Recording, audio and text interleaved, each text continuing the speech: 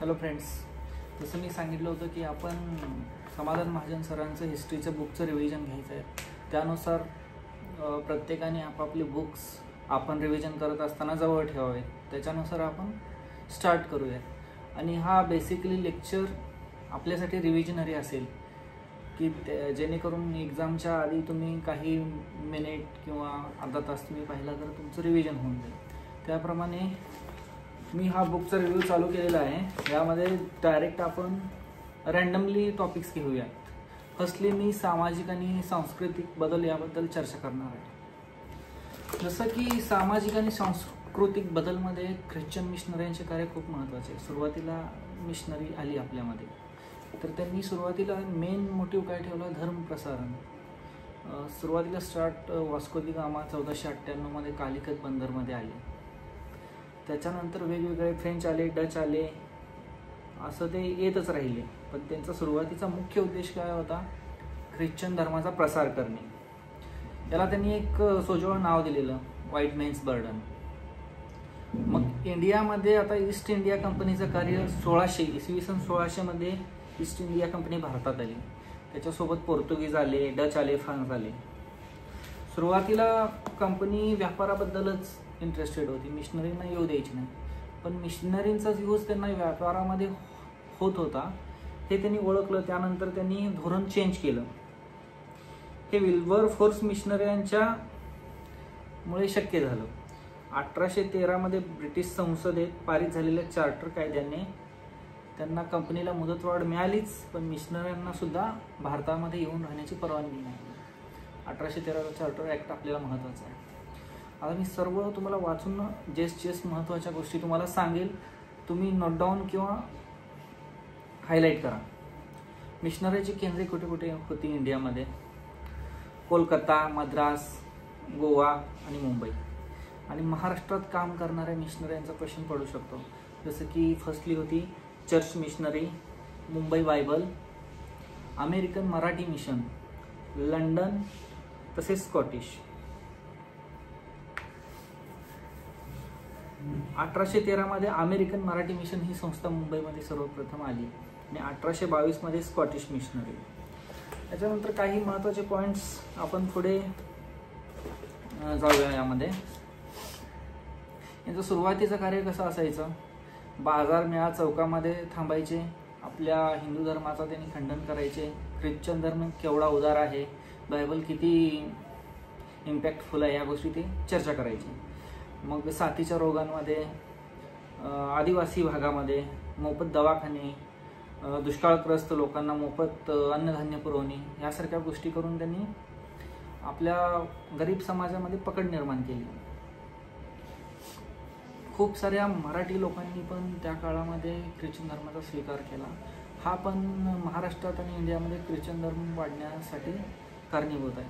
जसे की हा क्वेश्चन पडू शकतो, तुम्ही लक्षात ठेवा की 5 नावं सुरुवातीची, जसं की बाबा पदमजी, पंडिता रमाबाई, विष्णू भास्कर करमकर, नारायण वामन टिळक, तसेच नारायण शेषाद्री व रामकृष्ण विनायक मोडक.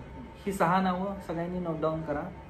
याच्यावर 100% क्वेश्चन पडू शकतो की महाराष्ट्रामध्ये सुरुवातीला कोणत्या व्यक्तींनी ख्रिश्चन धर्माचा स्वीकार केला होता. मग 1836 मध्ये भारतामध्ये जवळजवळ 14,341 एवढ्या मिशनरीची संख्या झाली होती. आता मिशनऱ्यांचे शैक्षणिक कार्य पण खूप महत्त्वाचं आहे इंडियामध्ये. मिशनऱ्यांनी शिक्षण क्षेत्र का निवडले? कारण लहान वयातील मुलांमध्ये धर्माचा संस्कार व्हायला इझी होतं. म्हणजे इझी आहे लहान मुलाला शिकवणं कोणत्याही गोष्टी. त्यासाठी स्कॉटलंडचे ईसाई प्रचारक विल्यम कॅरे यांनी काय केलं? कलकत्त्याजवळ श्रीरामपूर येथे कॅनिश मिशनरी स्थापना केली. कलकत्ता, ढाका, चितगाव येथे शाळा काढल्या. श्रीरामपूरच्या बॅप्टिस्ट मिशनरी कॉलेजची स्थापना 1818 मध्ये करण्यात आली. हे पण पॉईंट खूप महत्त्वाचा आहे. त्यानंतर ज्याचं कार्य येतं आपण लक्षात ठेवू शकतो, जसे आहेत की अलेक्झांडर डफ. अलेक्झांडर डफ यांनी 1820 मध्ये कलकत्ता येथे बिशप कॉलेजची स्थापना केली होती. 1830 मध्ये जनरल असेंब्ली इन्स्टिट्यूशन अर्थात स्कॉटिश चर्च कॉलेजची स्थापना केली.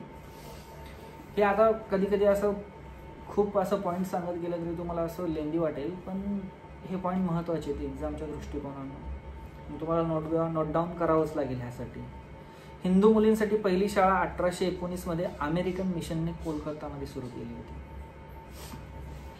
हा क्वेश्चन पण लक्षात ठेवा. आणि सुरुवातीला ही शाळा काढण्यापाठीमागे त्यांचा हेतू पण तुम्ही लक्षात घेतला पाहिजे.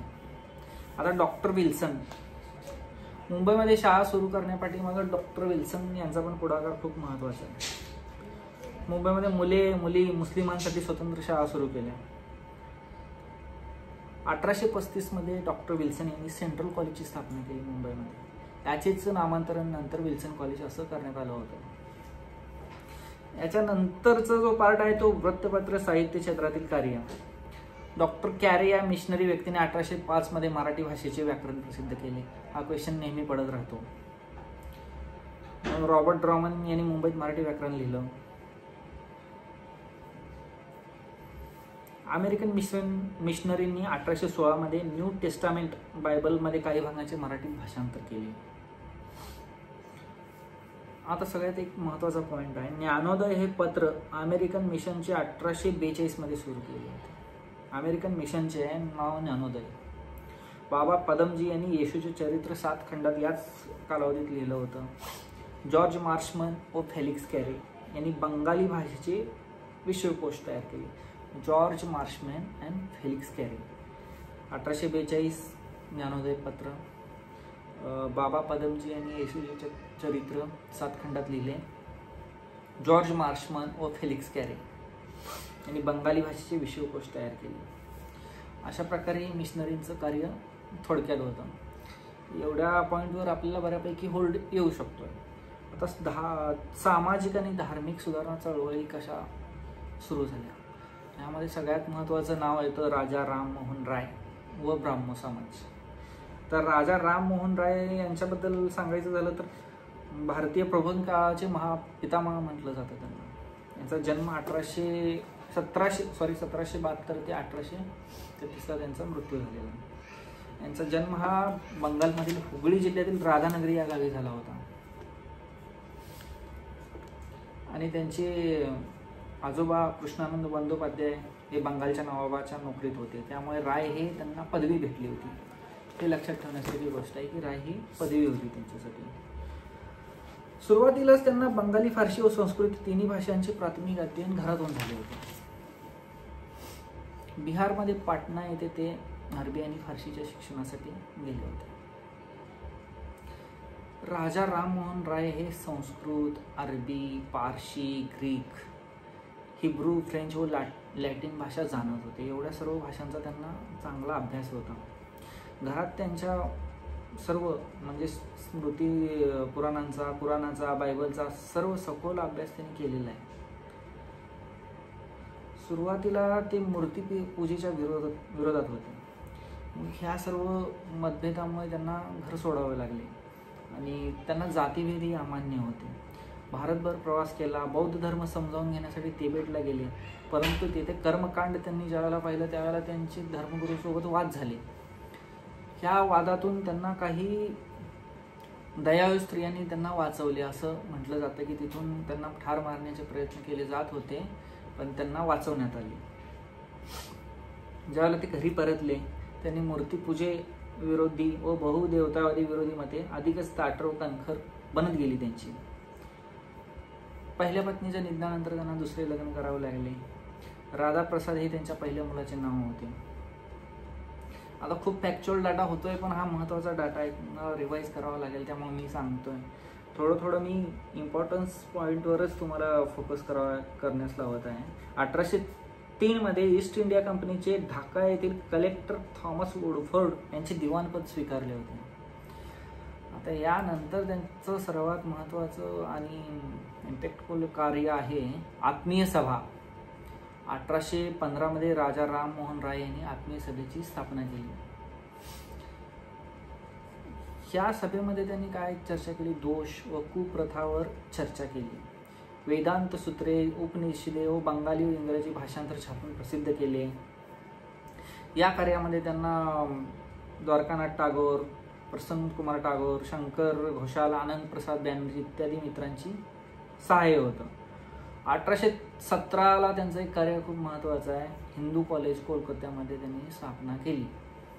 या कार्यामध्ये त्यांना डेव्हिड हेर यांची मदत भेटली. आता सती प्रथेबद्दल राममोहन राय यांचं कार्य खूप महत्त्वाचं आहे. सती प्रथेला ते नेहमी हिंदू धर्मविरोधी मानत होते. त्यासाठी त्यांनी 1823 मध्ये ब्रिटिश संसदेमध्ये एक पत्र पाठवले होते, म्हणजे अर्ज वजा एक पत्र पाठवले होते. त्यामध्ये राजा राममोहन राय आणि शंकर शेठ यांनी साईन केली होती. आणि ह्या स्वाक्षऱ्या हे कार्य याचा एक फलित म्हणून लॉर्ड बेटिंग यांनी 4 डिसेंबर 1829 मध्ये सतीप्रथा बंदीसाठी कायदा जाहीर केला. या सर्व लढ्यासाठी बेंथम यांनी राजा राममोहन राय यांना मानवतावादी व मानवजातीचा सेवक मानलं गेलं. 1826 मध्ये त्यांचं कार्य आहे वेदांत कॉलेजची स्थापना केली. आता राजा पदवी कशी भेटली याच्या पाठीमागे एक स्टोरी अशी आहे की दिल्लीचा बादशाह दुसरा अकबर याच्या निवृत्ती वेतनात वाढ करण्यासाठी काही राजकीय तक्रारी ब्रिटिश सरकार पुढे दाखल करण्यासाठी बादशाहचा वकील म्हणून राजा राममोहन राय गेले होते. त्या संदर्भात बादशाहाने खुश होऊन नोव्हेंबर 1830 मध्ये त्यांना राजा हा किताब दिला. परदेशात त्यांचं अकस्मात आजारी पडल्यामुळं निधन झालं. स्टेपल्स ब्रिस्टल म्हणजे ब्रिटनमध्ये निधन झालेलं आहे त्यांचं. त्यांच्या काही सहकाऱ्यांनी त्यांची कॉर्नवेल येथे समाधी बांधलेली आहे. आता त्यांच्या संदर्भातली काही वृत्तपत्रे आणि साहित्य हे महत्त्वाचं आहे आणि हे रिवाईज करा. तुहफत उल मुआद्दीन म्हणजे त्याला ईश्वराची देणगी असं म्हटलं जातं. फारसी भाषेतील हे साहित्य असून 1803 मध्ये त्यांनी प्रसिद्ध केलं होतं. यामध्ये त्यांनी एकेश्वरवादावर फोकस केलेला आहे. आता वेदांत सार हे 1815 मध्ये शंकर भाषेचे बंगाली भाषांचे भाषांतर आहे. वेदांत सार 1815 बंगाली गद्याचे त्यांना जनक मानले जात होते. संवाद कौमुदी 4 डिसेंबर 1829. संवाद कौमुदी हे साप्ताहिक 1821 ला बंगालीत सुरू केले होते. संवाद कौमुदी 1821. मिरात उल अकबर हे 1828 साली मिरात उल अकबर फारसी भाषेतील साप्ताहिक त्यांनी सुरू केलं. 1833 मध्ये दीर्घ व्यासंग म्हणून गौडीय व्याकरण ग्रंथ त्यांनी लिहिला होता, दीर्घ व्यासंग करून. अशा प्रकारे राममोहन रायचं आपण कार्य थोडक्यात समजून घेतलेलं आहे. त्यामध्ये सगळ्यात आता आपण परत रिवाईज करायचं झालं तर जन्म आहे बंगाल हुबळी राधानगरी. सेकंड त्यांना संस्कृत, अरबी, फारसी, ग्रीक, हिब्रू, फ्रेंच, लॅटिन भाषा येत होती. आत्मीय सभा 1815. हिंदू कॉलेज 1817 डेव्हिड हेर सोबत. त्याच्यानंतर राजा ही पदवी मिळाली. सतीबंदीसाठी त्यांनी कार्य केलं, त्यामध्ये साईन होती, अर्ज दिला होता शंकर शेठ आणि त्यांनी. त्यानंतर तुहफतुल मुआद्दीन, वेदांत सार, संवाद कौमुदी या प्रकारचे, तसेच मिरातुल अकबर हे त्यांचं एक थोडक्यात साहित्य आहे. Let start. आता आपण काय करूया, ब्राह्मो समाज बद्दल डिस्कस करूया. ब्राह्मो समाजामध्ये हे राजा राममोहन राय यांनी स्थापना केली होती. याची उपनिषदातील ईश्वर एकच आहे हीच कल्पना त्यांना मान्य होती आणि हेच मुख्य तत्व. ब्राह्मो समाजाचे मुख्य तत्व काय होते, ईश्वर एकच आहे. याची स्थापना झाली 28 ऑगस्ट 1828. 1830 मध्ये ब्राह्मो समाजाचे न्यासकृत म्हणजे ट्रस्ट डीड करण्यात आली. त्यामध्ये ब्राह्मो समाजाची काही तत्वे डिस्कस करण्यात आली होती, जसे की ईश्वर एकच आहे, सर्व धर्माबद्दल समान बंधुभाव बाळगावा, ईश्वर सर्व व्यापी शाश्वत असून सर्वांचा मार्गदर्शक आहे, आत्मीय सुखासाठी ईश्वराची प्रार्थना चिंतन करणे आवश्यक आहे. रॉय यांनी ताराचंद्र चक्रवर्ती यांना ब्राह्मो समाजाचे सेक्रेटरी म्हणून नेमले होते. आणि तसेच या कार्यामध्ये प्रसन्नकुमार टागोर, त्याच्यानंतर चक्रवर्ती चंद्रशेखर देव यांनी सहकार्य केले. ब्राह्मो समाजात ईश्वराची भक्ती प्रार्थनेद्वारे अथवा उपनिषदातील उतारे वाचून करत असत. ब्राह्मो समाजात सर्वात महत्त्वाचं एक आपण लक्षात ठेवलं तर इमारतीत प्रतिमा, पुतळा, शिल्प, चित्र इत्यादींना स्थान नव्हते. जाती व्यवस्थेला ब्राह्मो समाजाचा विरोध होता. याच कारणामुळे सनातनी हिंदूंनी ब्राह्मो समाजाला कडवा विरोध केला होता. आता कट्टर सनातनींचा विरोध कमी करण्यासाठी संवाद कौमुदी हे 1821 मध्ये समाचार चंद्रिका ही पत्रे काढली. राजा राममोहन राय यांच्या मृत्यूनंतर रामचंद्र विद्याबागीश यांनी ब्राह्मो समाजाच्या आठवड्याची प्रार्थना घ्यायची सुरुवात केली. आता हे आपण डिस्कस केलं ब्राह्मो समाजाबद्दल. तर मेन इम्पॅक्ट आता याच्यानंतर दोन कार्य आपल्या ब्राह्मो समाजामध्ये दोन प्रवाह आले. एक होता देवेंद्रनाथ टागोर, एक होते केशवचंद्र सेन. देवेंद्रनाथ टागोर व ब्राह्मो समाज. देवेंद्रनाथ टागोर 1841 मध्ये ब्राह्मो समाजात प्रवेश केला. 1843 मध्ये त्यांनी समाजाला घटना दिली. 1840 मध्ये त्यांनी तत्वबोधिनी पत्रिका काढली आणि याचे पहिले संपादक होते अक्षय कुमार दत्त. देवेंद्रनाथ हे ब्राह्मो समाजाला हिंदू धर्मातीलच चळवळ मानत असत. 1858 मध्ये देवेंद्रनाथ यांनी केशवचंद्र सेन यांना ब्राह्मो समाजाचे आचार्य म्हणून 1858 मध्ये नियुक्त केले. आता बघा यामध्ये आता केशवचंद्र सेन यांची 1858 मध्ये एंट्री झाली. पण एंट्री किती दिवस टिकणार आहे यांच्यामध्ये मतभेद होणार होते. सुरुवातीला काय झालं, ब्राह्मो समाज फेमस झाला. उत्तर प्रदेश, पंजाब, महाराष्ट्र सर्व ठिकाणी त्यांच्या शाखा निघाल्या. देवेंद्रनाथांना हिंदू धर्माचा प्रभाव होता. तर केशवचंद्र सेन काय समजत होते, हिंदू धर्माला संकुचित समजायचे. मूळ तत्वांचे वाचन करत नसत ते संस्कृतमधील. सर्व धर्मग्रंथाचे वाचन सुरू झाले केशवचंद्र यांच्यामुळे. आणि यांचा वाद जास्त कधी वाढला, देवेंद्रनाथांनी वेद हे अपौरुषीय असे जाहीर केले. म्हणजे यांची निर्मिती ही देवापासून आहे की व्यक्तीपासून, मानवापासून नाही असं त्यांनी म्हटल्यानंतर यांचे वाद चालू झाले. मग 1865 मध्ये देवेंद्र टागोरांनी केशवचंद्र सेन यांना आचार्यपदावरून मुक्त केले. यांना मुक्त केल्यानंतर दोन प्रवाह सुरू होणार होते आणि याचं डिस्कशन आपण पुढील काही ब्रेक नंतर किंवा पुढील पार्टमध्ये सुरू करूया.